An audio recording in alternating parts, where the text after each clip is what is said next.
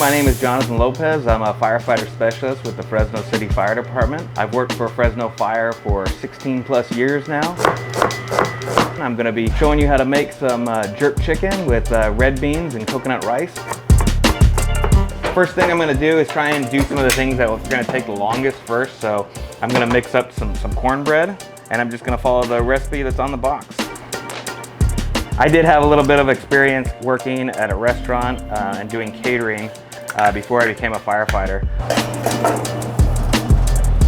I'm going to start working on the red beans, and one of the things I'm going to start doing is cutting up some onions, celery, and green peppers. The red beans, the veggies, granulated garlic. Put these back in. So I've got some boneless, skinless chicken thighs that I've been marinating overnight.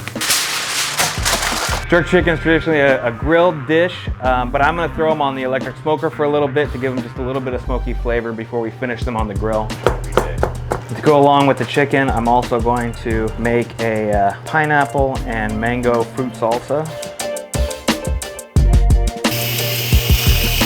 So a lot of times people ask me like, well, what's your favorite thing to cook?